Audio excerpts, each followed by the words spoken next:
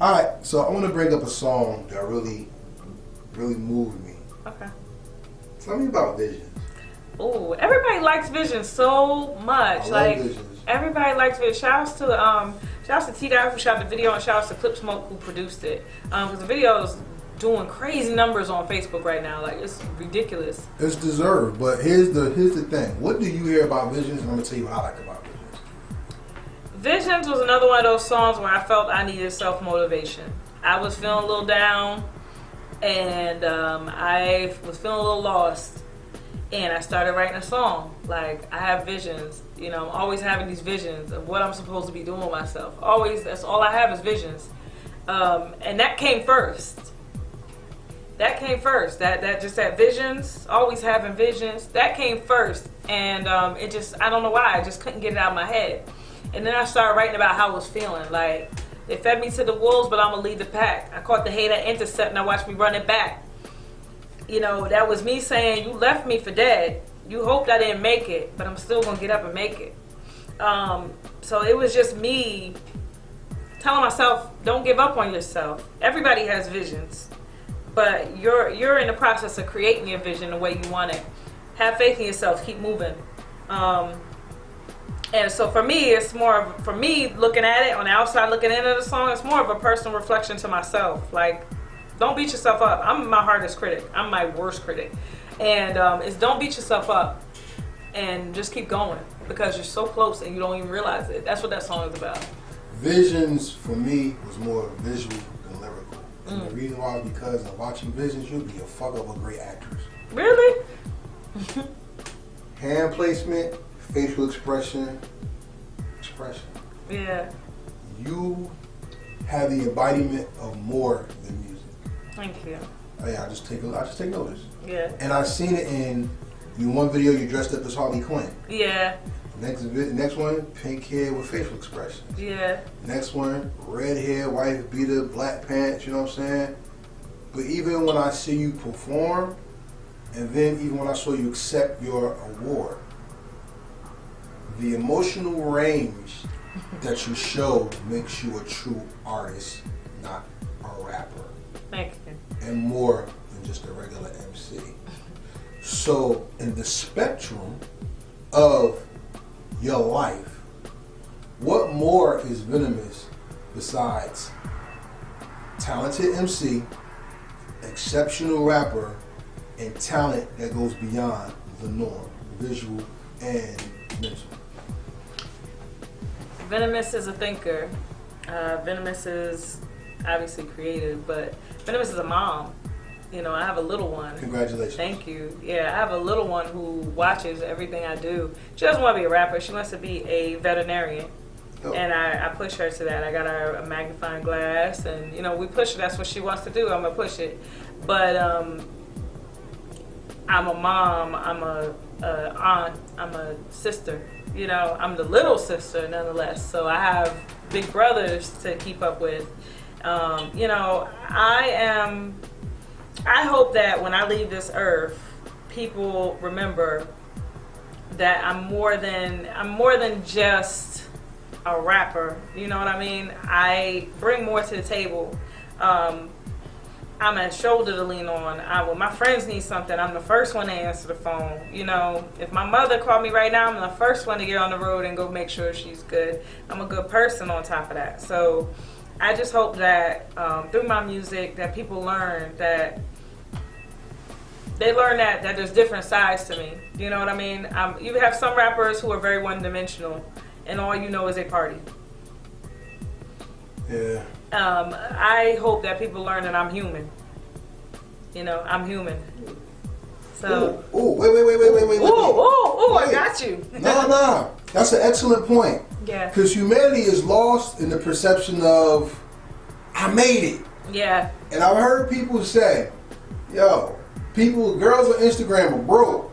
They look good on pictures, but their house is dirty. Or, yo, my man got a whole bunch of, he got a knot on Instagram, but it's really a whole bunch of paper or ones wrapped around a 20 or something like that. At the club posting #movie and then you got to get on the bus because you didn't have no way to get there. And real humanity is accepting the negative and the positive to create a balanced picture. That's right. So, in the humanity of Venomiss, what do people get wrong about you? And then what do they say to you when they realize that you're more than what they think? I get a lot of people who expect me to be arrogant or cocky, and then they get to know me and they're like, oh, you're nothing like I thought you were going to be. I'm like, no, that's not even my MO. Like, I'm a real humble, down-to-earth person. Like, I treat people how they treat me. Until you give me a reason to treat you and be venomous, I'm not going to be venomous. That's where the name came from, by the way. I had gotten into an argument with somebody and I cussed him out, and he was like, "Oh, you always gotta be so venomous." And it's been my name ever since because, it's been my name since I was 15. So, but if you ever push me, I become that person. But I don't have to be that person. I'm actually really down to earth and hardworking. I'm very, very hardworking. And a lot of people are shocked at how smart I am. Whoa. Yes, isn't that crazy? Yeah, that's an interesting statement. That's very interesting. I mean, people take you for light. And it's like, and what I mean by that is we're in a visual society right now. So they'll look through a few pictures and they'll assume they've got me figured out because they figured out all the other female rappers. Or I figured out this one, or she's about this, or she's about that. About pictures. Yes. And then they get to talk to me and they're like, oh man, like, wow, like you're really, really different. And I'm like, yeah, like. Okay, so I'm gonna put it out there. I would like to talk to you more because I would like to see the philosophical mom side of you as well. That's not for this interview. Yeah. But I would like to know if I could. It up. That appreciation would be even more heavier for me. So then I ask you this, because see, I love this interview because most people don't take the time to honor a woman for being a woman, and we in society will downplay the woman. But also, especially if you're a man of color, we will bastardize a man of color, and I appreciate his strength. Yeah. So I ask you this. Being a leader means you take charge and you set examples. You know the story of Deborah in the Bible? Yeah. Okay, so then you knew how when Israel was shut down, Deborah stepped up. Yes. But even when she passed it off to the next leader, her legacy was God first and strength through faith. What is going to be, you already told me your legacy, but what is your strength to lead so that when others come behind you, you know they're on a good note instead of just replicating you? My strength is, and I keep this saying in mind a lot, is you are what you do and not what you say you're going to do. That's so important to me. I'm what I'm going to do and not what I'm going to say I'm going to do. So when I tell somebody, you're going to be good, or this is going to be this way, or I'm going to help you with this, I'm going to make sure I do it. That's what I said I'm going to do. And I think that makes it easier for me to create a legacy because people know when it comes to me, my word is good. They know they're not going to deal with a bunch of stuff. If I said it's going to be there, it's going to be there. If I said I'm going to be there, I'm going to be there. And so that's something I always try to put first before I do anything. Before I do anything, I need to know details. Can I make sure I'm there? Can everything come out the way I said it's going to come out? Okay. Now we can move forward. And that helps me also on the other side because it makes my image so polished. Because I'm not going to do anything that's not going to be the way I promised it to be. So that's something that I really keep in the back of my mind all the time. I'm what I do and not what I say I do. So what gets your message across more pronounced is your diction.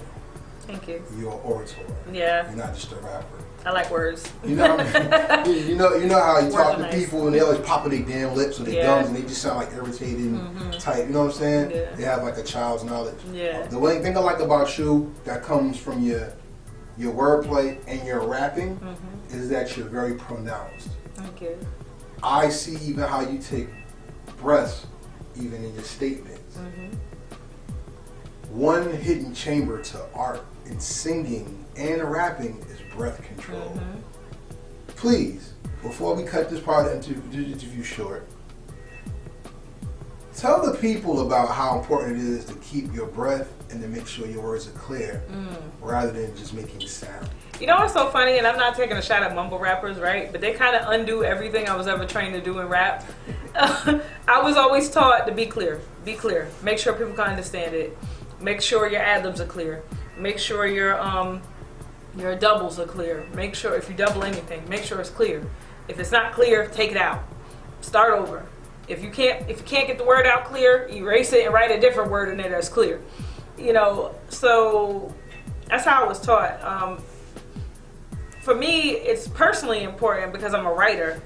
Like I said, I told you before I started off writing stories. I was writing stories before I could even write my name. Like I in elementary school won an adult competition. They didn't believe my father didn't write it. They made him come in and sit at the table and let me rewrite a story because they didn't believe he didn't write it. I was writing at a college level when I was second, third grade. I mean, I was my little one's age, writing college level, and they didn't believe that he didn't write. So I've always been gifted with writing. So for me, it's really important to make the words make sense because I like words. Like that's just my thing.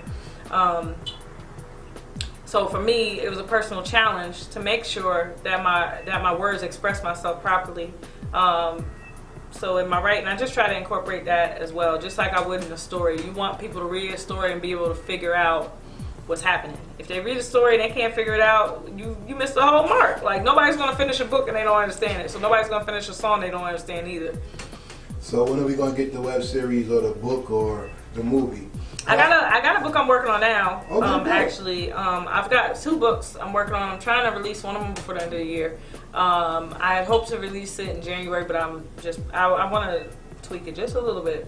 But I've got a nonfiction book coming out, and then I have another book coming out that's called Hip Hop Buddha. You'll like that one because I take little euphemisms that I say and I say all these little expressions that people are always like, you should write a book because these are good. So I took all these little expressions and I combine them with a hip hop lyric that makes me think of it. And you know, so you have the expression, and then you have the name of the song you should check out for your day. So it's a daily book. So you today is my day. Today is gin and juice, and there's something in that song that goes with the message that I gave you for the day. And I'm working on that, and that's like my inner piece is my hip hop Buddha. Is I combine these little sayings with hip hop. I've always done that. I find little things about the song that make me think of a moral of the story, so to speak. So I made it a book. So that's coming out. I'm put that one out first. When you do, I want an autograph copy. Absolutely, it's gonna be table size too. So because I wanted to be a conversation piece. So I've just talked with the publisher and just got all that squared away. So now it's just a matter of picking a date and getting it out. So I love that about you. thank you. More than music, mompreneur, entrepreneur, MC, talent, and visionary. Yeah. Salute. Thank you.